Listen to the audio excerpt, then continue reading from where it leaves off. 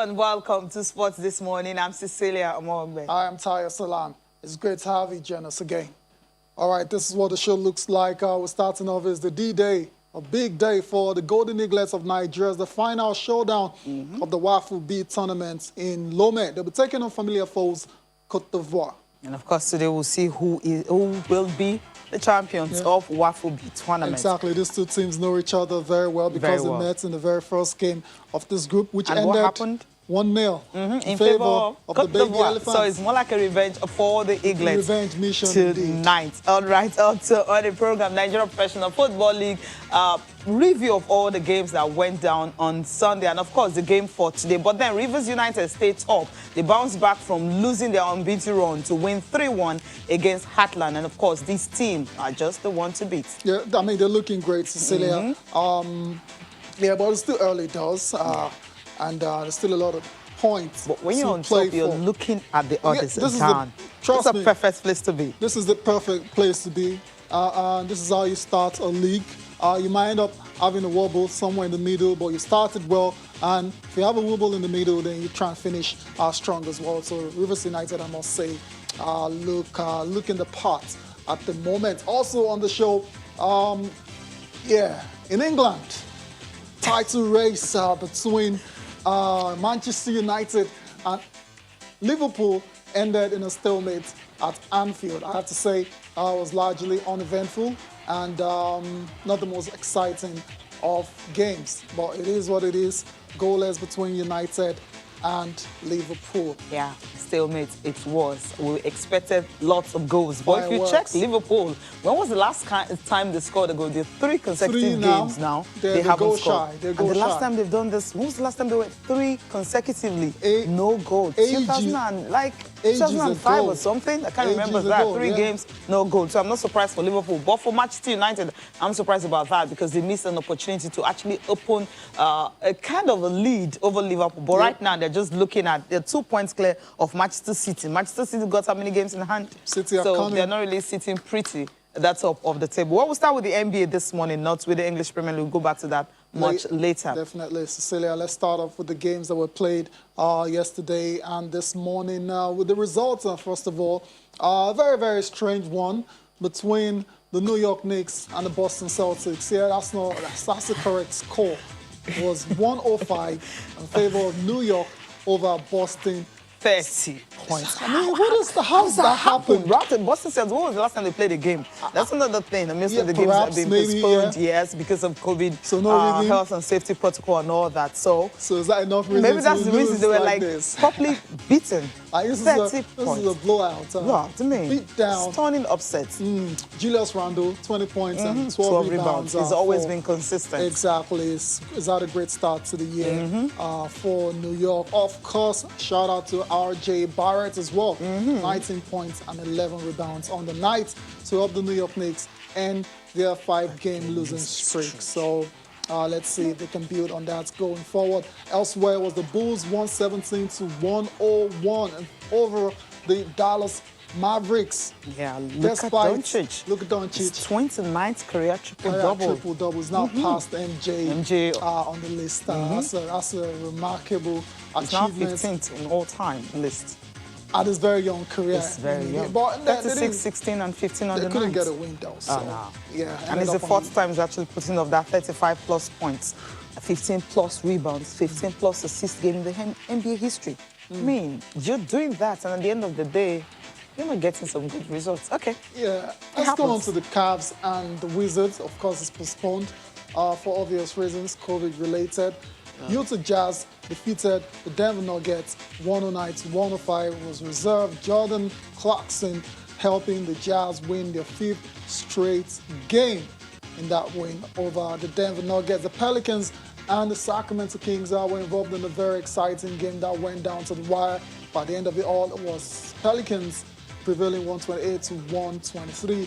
Zion Williamson was the star of the show with 31 points and 6 rebounds. They actually overcame a 43-point performance by Aaron Fox, the Aaron Fox of the Sacramento Kings. Chimezie, of course, also featured for a few minutes for the Sacramento Kings in that game.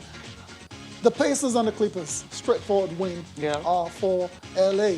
Marcus Morris scoring a season-high 20 points off the bench to lead 7 players in double figures for the Clippers. They've now won 4 games in a row now, the very longest winning streak this season. Also postponed on the night was the Philadelphia 76ers against the OKC Thunder. All right, then. Let's look at our top performers quickly. On the night. On the night, the guys that stood out, interestingly, majority of them ending up on the losing side. Starting with Luka Doncic, another triple-double. Like we said, 29th of his career, 36, 16, and 15. That's a fantastic performance, but no win for the young star. Nikola Jokic as well, ended up on the losing side, 35, 14, and 9. Another good one. Another good one, but went another down loss. 109-106 to the Jazz. Yeah, too bad. Zion, on the winning side.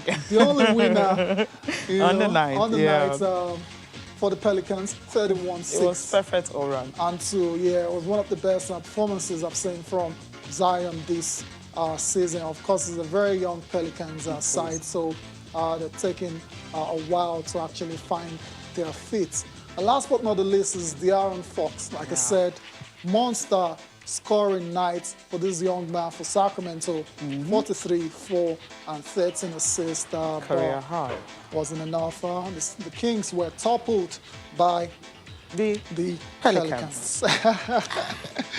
Okay, then. So before we go to our next item, still on the NBA, of course, it's got everyone talking over the weekend, and just a quick one on Zion.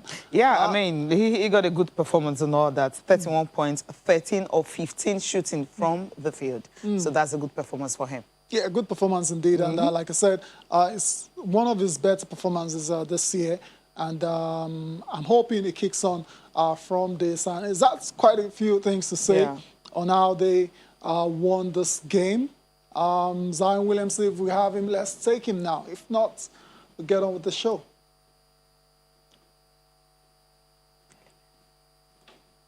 Is a brilliant basketball player, and we got to incorporate him, find a way to make this thing gel, put him in a position to do what he does, and for him to make each of our guys better. You know, like throwing Kyrie in the mix makes us better. It's a good problem to have. It's trying to figure out, where they can coexist to their highest level and standard.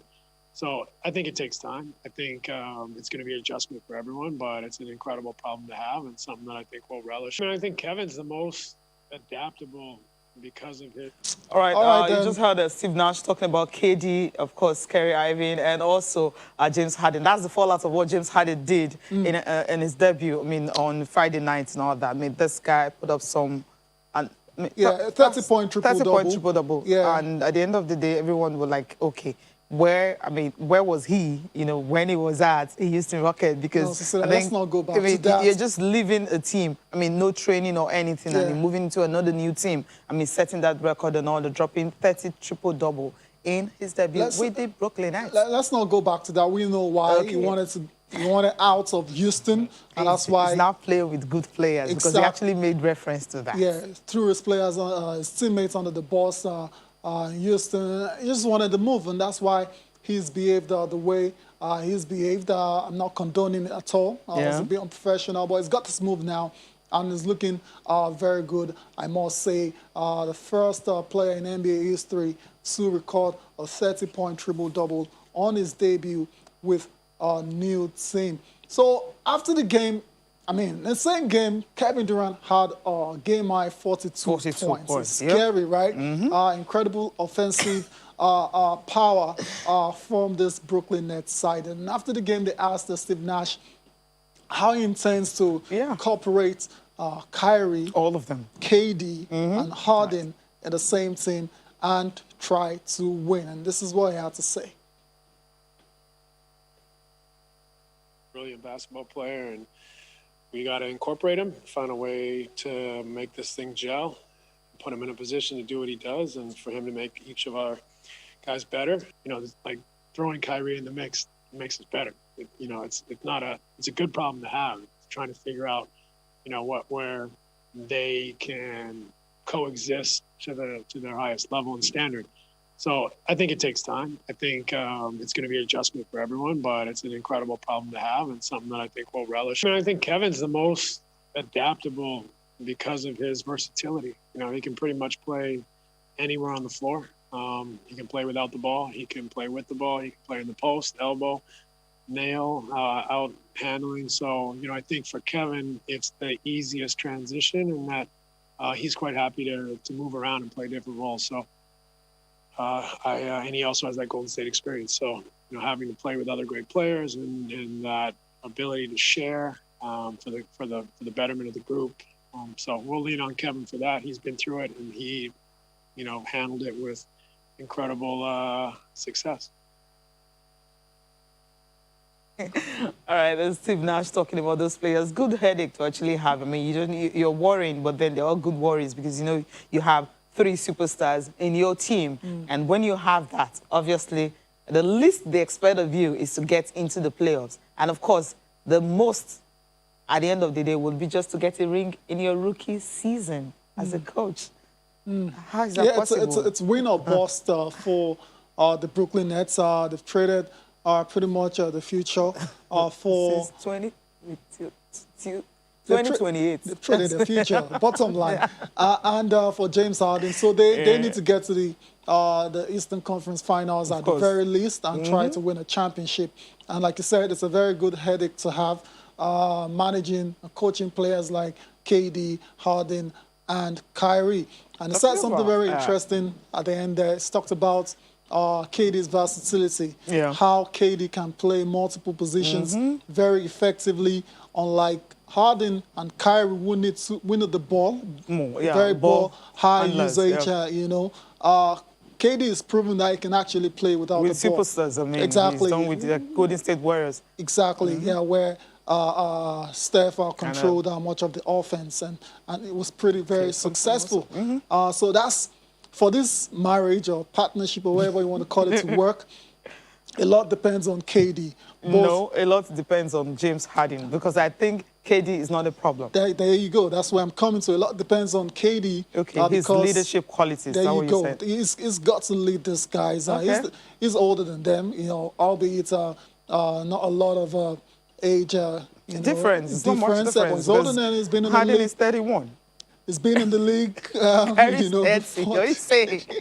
but the bottom line is he's got to. I mean, he's the more stable character. God bless. He's humble. That's what I'm looking for. A word for you. Unselfish. Humility. He's humble. He's not selfish. So he's got to find a way of keeping these guys in check. If this is going to work anyway. So we'll see how it pans out. I will see Kyrie about that. Irving is actually listed as questionable for tonight's game against the Milwaukee Bucks, which means there's a very good chance he gets to play that But you have to pay his fine. He's been fined $800,000. I mean, the NBA more than $50,000. That's like $850,000, almost $1 million. For just going out on personal reasons. Okay.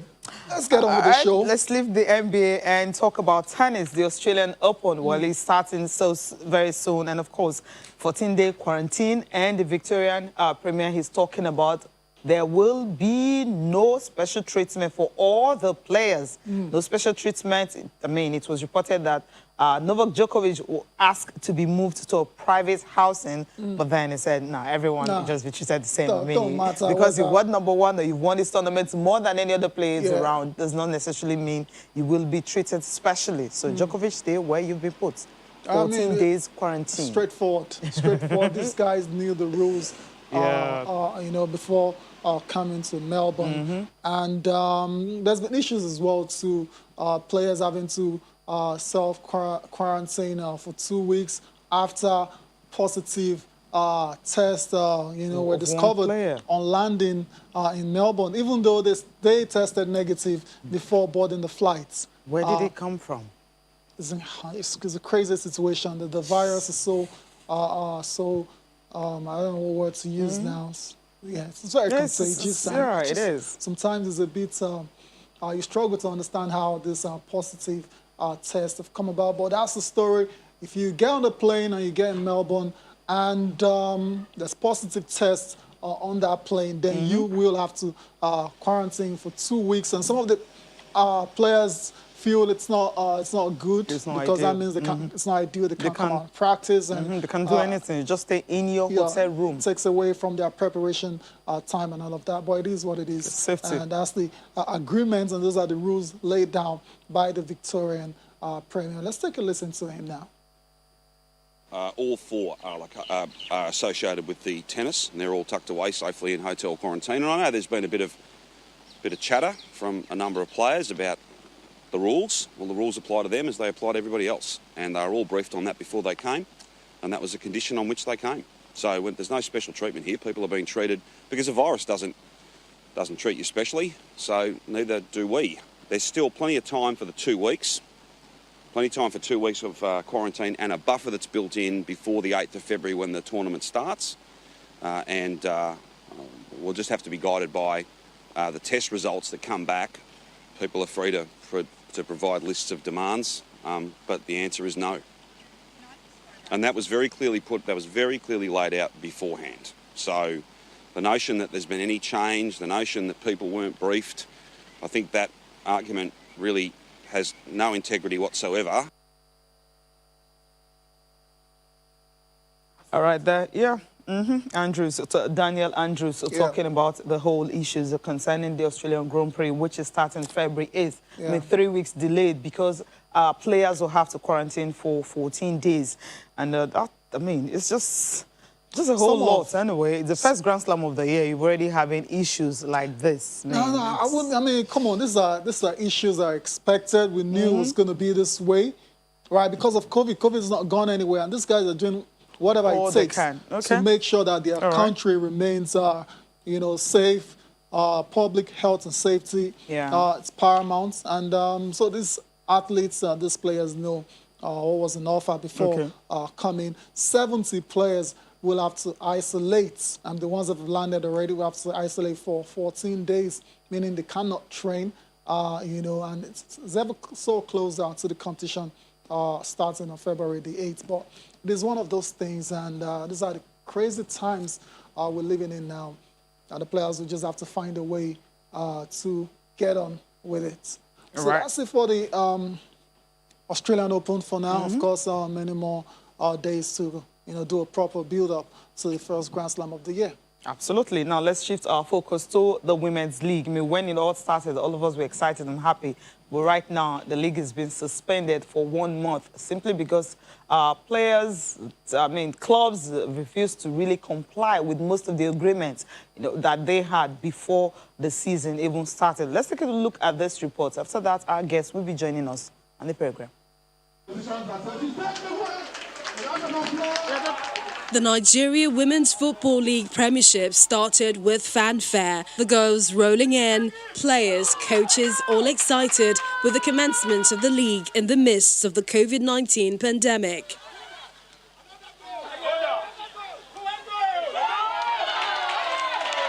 After just 4 matches, the second wave of the pandemic is threatening to halt all the excitement because most clubs have failed to meet the COVID-19 test requirements for players and team officials.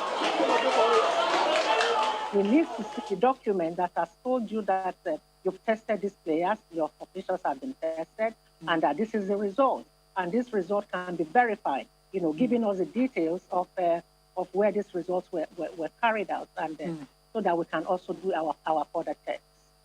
While some government-owned clubs claim to carry out frequent testing, for private clubs like FC Robo Queens, Dream Star Ladies and Royal Queens, the financial burden is a great concern. From NFF to NWFL to the clubs too, we have to liaise to how to assist the club on testing. The government will be ready, because if the country is not safe, no one is safe, then the government should be ready to assist too. We will comply. Tell us we want to do tests every day. Surely we will bring our players to go and do tests when it is free. But when it is not free, we have to look at our pockets. We have to sustain the club as well, because we can't just come out and pack off. With these complaints, how can regular testing be sustained to ensure the health and safety of players? Even though we are going to be doing intermittent and frequent testing, we are going to have to do it in such a way that it is convenient for everybody. Convenient in the sense that we are going to look at the financial implications. We are going to look at how best, to do it and keep the players safe. One of the reasons given for the delay in the resumption of the league is the failure of some clubs to meet the licensing criteria set up by the NWFL board, leading to the registration of 14 out of 16 teams. From all indications, the major criteria for the successful conclusion of the 2020-2021 season is for the clubs to comply with the COVID-19 protocols.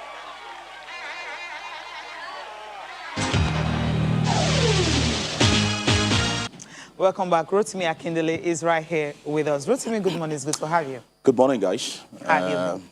I think it's seen for the first time this year. Yeah. All right. How you doing? You're good. I'm all right as well. How was your holidays? No. We didn't go on a break. Okay. Yeah. As usual. We're watching football all through. Just saying. Okay. It's great to have you back. Thanks, guys. All right, before we continue with the Nigerian Women's Football League Premiership, let's just bring you guys into all we're doing this morning. Talk to us on our Twitter handle. We'll be talking about Nigerian Women's Football League. It's been suspended, and when it started, it was the first league to start in the country. Everyone's actually excited about it, but right now, it's been suspended for 1 month because clubs, they've been having some very, very funny results. They've been submitting and all that, so the board decided that, look, you guys will have to do the proper thing, follow the health and safety protocols for you guys to be able to, play the game again. So for 1 month, it's been extended so that all the clubs will be able to carry out proper testing of all their players and officials before they can start the league again. So 1 month has been given to all the clubs in the Nigerian Women's Football League Premiership. Also in the program, talking about Manchester United and Liverpool. It ended goalless. The game that Manchester United should have won to be able to at least have a solid ground, at the top of the table. But right now, they are kind of shaky. Also, we'll be discussing Nigerian Football Premiership, talking about Nigerian Football Professional Football League. We'll be talking about that. Rangers, of course, coming to Lagos to get a point. And also, Abia Warriors getting a point away from home. Maybe that would just be a springboard that Imama needed for the team to start winning their games after match day 5. All these we'll be talking about this morning. And Ozil signing for Fenerbahce is another thing we'll be talking about this morning. So talk to us on our Twitter handle, and of course we'll try as much as possible to take most of your tweets.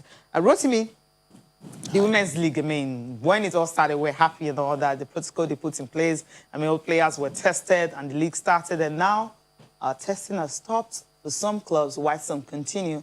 But it stopped for some, and the league management decided to postpone all the games for 1 month. I don't think it's a bad decision, actually.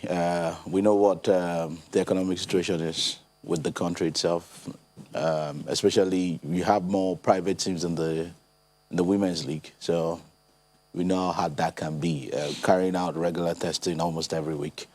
So I feel it's a fair decision, a fairly good decision.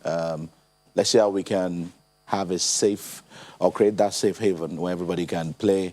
And then, since it's an abridged league, it's not like anything has been altered. So I'm sure within the calendar that the full, they have they can't have games. It's still full games. They're not having they're having home and away. There's nothing like abridged or anything. It's not season. Like it's a full season. Yeah. But okay, maybe if I say full season. Yeah. But what I'm saying is we still have that, all of the fixtures can still get into the calendar before we have to probably submit our final list to CAF for the new CAF Women's Championship. So the 1 month, I'm sure they've looked at all of that and feel if we still go ahead to suspend the league for a month, we can still accommodate all of this and all that. Rotimi, you said it's a good decision. It's a decision that's got to be made because of the situation on ground. We saw what's happening at Australia. Is, it's non-negotiable. It's actually a very good one. Yeah, so they need to put their house in order. All the teams, do what they're supposed to do in terms of the testing, so the league can resume. The ball is in their courts now. So absolutely, they have the requirements already for resumption. All right, exactly. Do we have the same with the guys? We don't know yet. We're talking about the Women's League. Mandatory COVID-19 tests carried out at government-approved centers, hospitals, and all that. And of course, the test must be sustained when the league resumes continuously like that. So you can't afford to do anything. So, and all the tests forwarded to their secretariat in Abuja. It's plain, it's clear, and simple. Yeah, but when the tests are not free, what happened? You have to pay. That's, I mean, you heard Abolore talking about the fact that the tests are not free. They're spending so much money to test players. Maybe they will they have 1 month to decide. They can find a way to see how they can assist some of those clubs that cannot. But we know government-owned clubs, they can actually do that. Okay, let's just take a look at the requirements. I mean, the clubs and stakeholders' requirements, what they need. Okay, there's just here, it's simple. Mandatory COVID-19 tests to be carried out at government-approved centers and hospitals. And these tests must be sustained when the league resumes. And the second one is the full results of the test, indicating where they were conducted, should be forwarded to the NPFL Secretariat in Abuja. And the third one is results that are not from government-approved centers and hospitals will not be accepted, and the affected clubs risk being suspended from the league. We're still going to have an average fashion. So, no, it's not going to be a bridge. It's going to be a full season. Come on, don't be a spoiler. All this is not new. Yeah, it's not new. These were the things they agreed on before the season started. And they did it at the beginning of the season. And all of a sudden, I mean, we didn't see, because they didn't continue with it. I'm not trying to be a spoiler, but I know at the end of, by the end of the 1 month, whatever, some clubs will still be able to. To do so it. what happens? But we know that 8 clubs have done theirs and all that. That's there's a precaution for those that don't. Of course, those that haven't, they'll be suspended from the league. So what do you have when you suspend? So if you have like 10, what do you have when you suspend? They're just 14. If you have 8.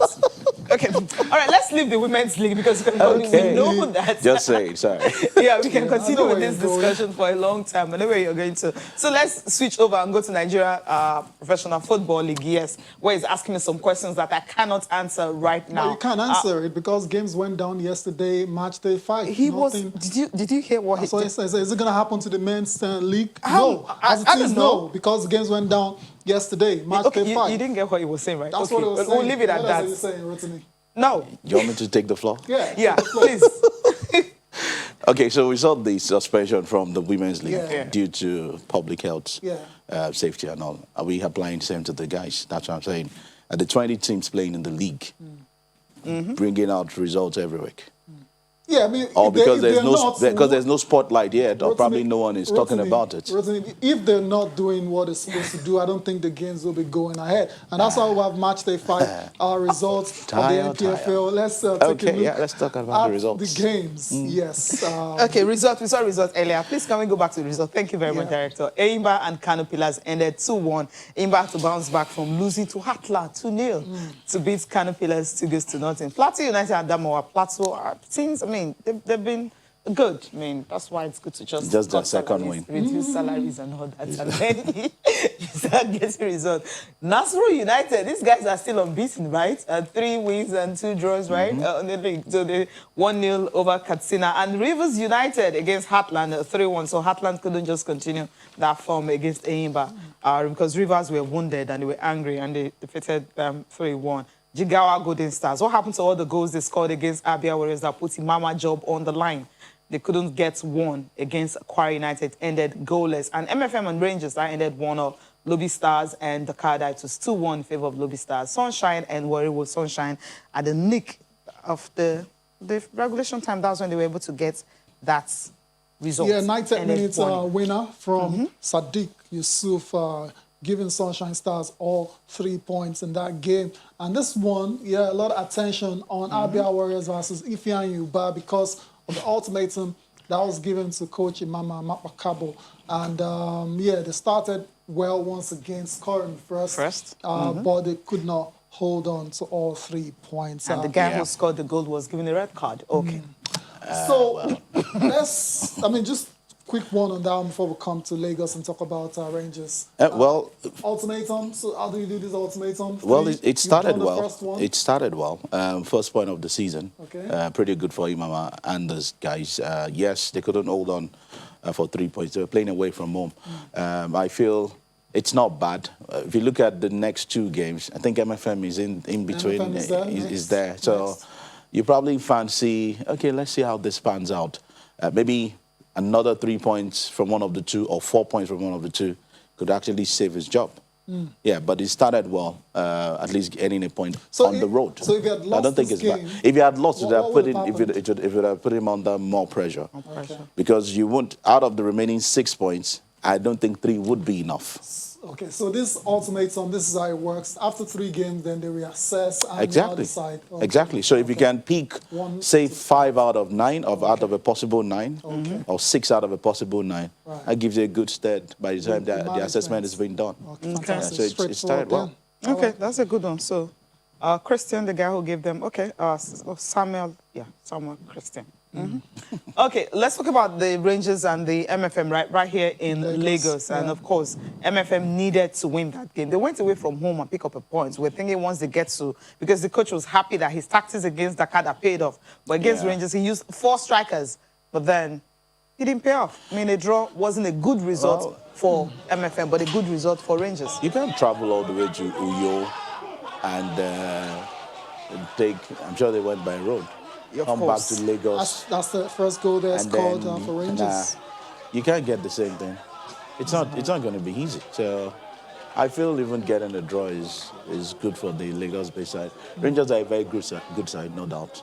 They play good football. So getting a point against Rangers, yes, it is expected that you win your own games. I don't think it's a bad result for Bulls. Yeah. First Besides, goal, he's playing against his former side. That's talking about the manager. So. Gochuku Goke scoring the opener for Rangers. And Balogun Muyiwa was the one who scored the one for MFM. Yeah, just the 6 minutes later. So it was a quick response from NFM in that game. Muyiwa Balogun. Both goals scored in first half. Okay, let's get reactions from that game now. Let's listen to Otoni Bulus talking about this draw. It's not a result we hoped for, but it's still okay. Better than losing at home. At the time, if you are watching the game very well, at the time we were using 4 strikers at the same time. But you know, because you don't understand. You can't force goal. When it will come, it will come. We have never shown Rangers any respect. Yes, we respect them as a team. But personally, I've never lost to Rangers. When I was in Giwa, I beat them when I'm away. Last season, we played with them here at their home ground. We defeated them. So them getting a draw here is just a luck on their side. Like I rightly said, every game we take it as it comes. Next game, since we've dropped a point at home, we must go elsewhere to look for the point. That's our aim this season. We have a target of a point we must achieve. Every 9 games, we have a target how many points we need to get. Well, definitely, since we've drawn at home, we'll go somewhere else and get the point. We have to give credit to the boys for a well-done job. With a very difficult mobile young side, we were able to get the point, but we have to be grateful to them. Not at all. We came here to see if we can get the maximum 3 points, which we created more scoring opportunity, but we didn't take all. So with the ones we have, we're okay. You know, we actually know this team has a very good mobile midfield that is young, that can circulate the ball around. So we plan towards getting them weak before we now introduce the attack to see if we can get more of the goals. And we created more of the chances, just that we didn't take it. Well, we take every game serious, and every game is important in the Premiership. You can see surprises in every center that all the teams are doing very well. So we're going back there to fight and see if we can get our points. Okay, both coaches reacting to that draw. Let's leave NPFL now and quickly go to D match. D match, yes. Today. Yeah, Golden Eaglets and the Baby Elephants of Côte d'Ivoire. Yeah. Yep. Oh, that's final. the match. That's the match. That's the match. Okay, it's the final, and of course, the men's opening game and all that. Yeah. Nigeria lost to Côte d'Ivoire, and if you check the on the 20, it was a draw. I mean, it started with that. It was a 1-1 draw and all that, and on the 17 lost. I mean, the junior lost to them. But at the end of the day, now they are meeting again in the final. So maybe revenge nation for the Golden Eaglets or. I honestly do not think it's important. Okay, it's not. No. But sometimes the bragging rights, you just don't want to go down. Nigerians, come on. They did the guys a favor. Yeah. So what's the point? Okay, was it, no, they also needed to win. They also needed to beat Ghana. No. Yeah, they may not, but at least they need to beat Ghana for bragging rights. Let's leave that aside. But I don't just like this WAFU. Do you have the best teams in Africa? I mean, no matter what anybody's going to say, or you can argue it anywhere. But if you check the best teams, I mean, football-wise, in Africa, are from West Africa. Mm-hmm. You know that. So now you're grouping these guys, beat each other, and let's get into the final round. I think when CAF probably made this decision of regional tournaments, it was to accommodate or give a chance to some lesser teams, Seychelles, who don't easily get to qualify for this event. So I don't think it's a bad one, but I'm sure at some point it will be reviewed, maybe in years to come. But then back to the game, Côte d'Ivoire, Nigeria. Whatever happens, I think the most important thing for me was to pick the African Under-17 ticket. Which is achieved already, right? Which has been achieved. Okay. So if you go there, yes, in the first game, you played well, you considered, I think, pretty late. If you can avoid that and probably get to take your chances today, why not? It will be nice. I mean, it will be a good morale booster if the Golden Eaglets go on to win the regional tournament before going for the Morocco event in March. So, there you go. But really, whatever happens, really, I'll take. Whatever happens, you take. But for the captain, Chukwuemeka Egbo, he just wants to win the competition. Never mind. Yeah, the backlash was much. Never mind what Rotimi is talking about. That's what I'm saying. Let's listen to the captain of the Golden Eaglets, Chukwuemeka Egbo. It's not going to be an easy game for us because we are playing against a team that have lost in our first game in the opening match. So by the special grace of God, I, the captain of the team, I urge and I believe that our team are going to put everything into place. Right from the blast of the whistle to this end, we are going to be a very good side. We are going to be fed as a team. We're going to go as a team. We're going to get everything along because this is a great opportunity and it's a great match which the Nigerians must be expecting us to come back with great news. Great news, and the only great news that we care about is winning the trophy. All the best to the Golden Eaglets against the Baby Elephants today in the WAFU final in Lomé, Togo. Let's leave the young guys now. Let's talk about the big boys. As the Premier League, the match of the weekend ended up being an anticlimax between Liverpool and Manchester United. Goalless, the 205th installment of that match between those two, the greatest rivals in the Premier League. Rotimi, I thought was a missed opportunity for Manchester United. I thought Liverpool were there for the taking. The defense was all over the place. Anderson and Fabinho, at times, didn't look like they knew what they were doing.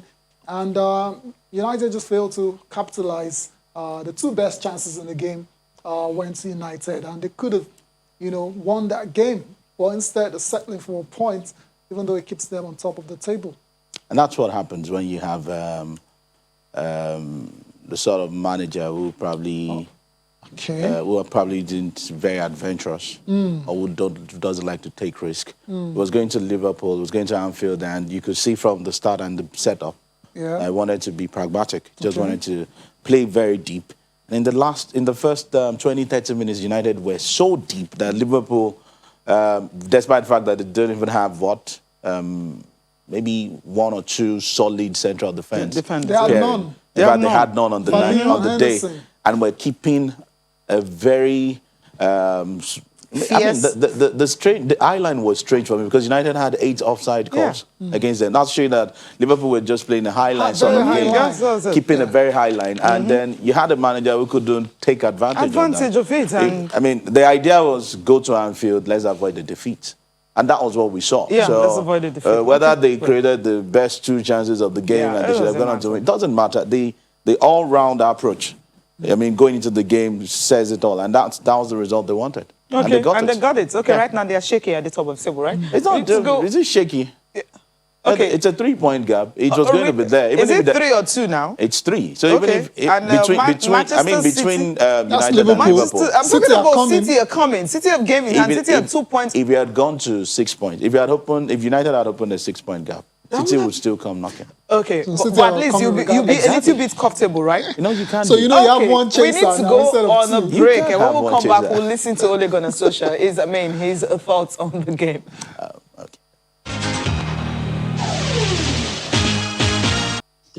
it takes time sometimes, you know, when you go away to difficult places like this is against a difficult or a good team to impose yourself on the game. We didn't do well enough to cause some problems first half, but we defended well, and you didn't really feel that they were going to cause us too much, or they didn't cause too many chances either. At Paul's position, it was just something that we thought that it was going to suit him to play there today, and I thought it showed. I thought Paul was excellent. It was a bit of a throw of the dice to get Mason on, even though we had to defend against Robertson. And Luke, he's improved immensely. I thought today he shows his strength, quality, composure on the ball. Yeah, Luke Shaw is really improving. I mean, good control on the ball and all that. He's praising him. Okay, brilliant performance, right, for him. You think he was brilliant on... Yeah, but the thing is they didn't score a goal. So no matter how brilliant your players were, he didn't do enough to really win the game. He could have been better. That's what he's come out to say. I mean, that's what he came out to say. Yeah. But he knew what he could have done to be able to get a win, because you have a proven striker sitting on the bench for how many minutes? Okay. But when Cavani came on, what did he do? I mean, they came on to very little effect, so I don't think it was just about that. But just maybe if you are taking advantage of the kind of football that Liverpool played, if you had scored early, to have given you an advantage. Let's listen to Jurgen Klopp, his own thoughts.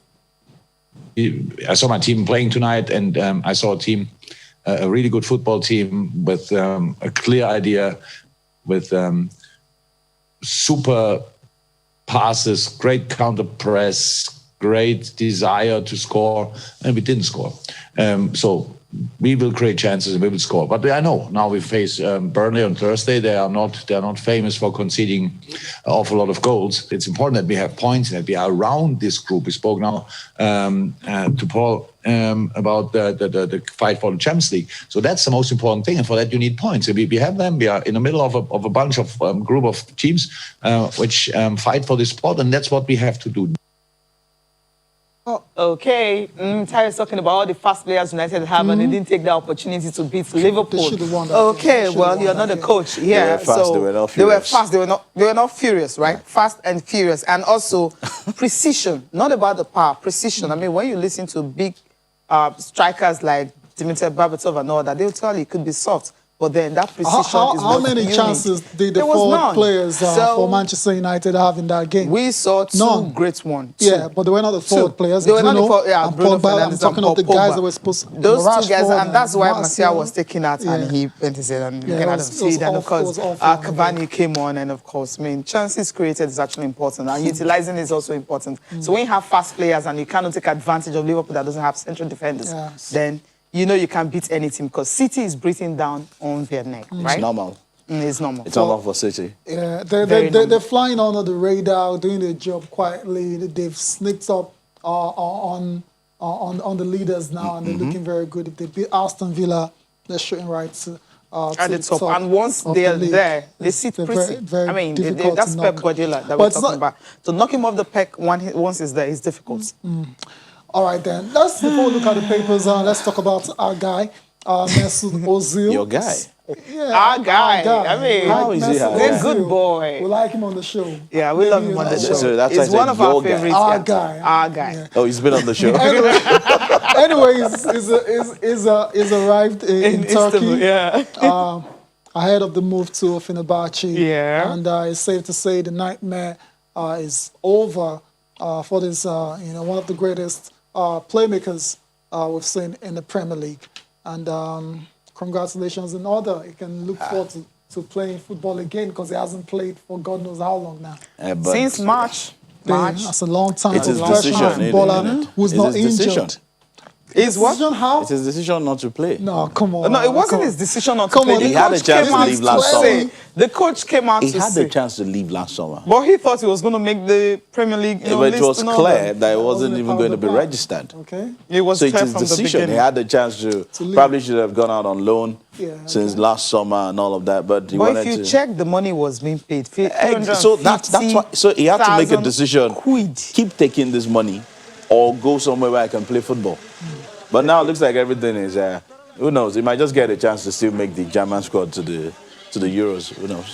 Who knows? I don't think. No. I'm just saying, if he gets to But Rotimi, just quickly on Ozil. Yeah. I mean, when this deal was made, then a lot of fanfare. It looked like this is it, and but it's ended on a very, very bad note. But how would you rate or assess his time as an Arsenal player? I mean, if you're going to rate him.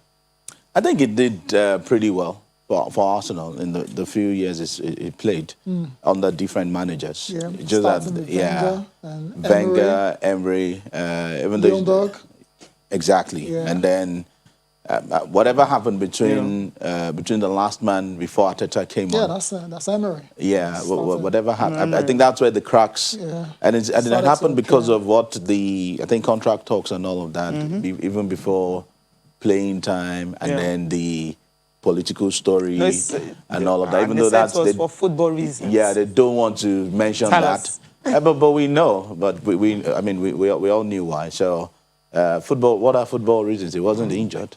He didn't break his leg and all of that. So yeah, I mean, it could be. He did not fit into his own squad. That's why I said football. That's official position. Yeah, that's what we know. So even though it doesn't, because our job is to dig. So even though it doesn't make any sense that you have a player with the quality of an Ozil in your squad and you can't take advantage of, make use of him because of all the drama off the pitch. So I was seeing that happen a lot, and so I still feel he's done pretty well for himself. Yeah. Now he can go back to Fenerbahce and try to pick up his football stuff. Who knows? He might not be a superstar. I mean, he will. You saw fans already. I mean, it's early hours of this morning when he arrives, as late as so early.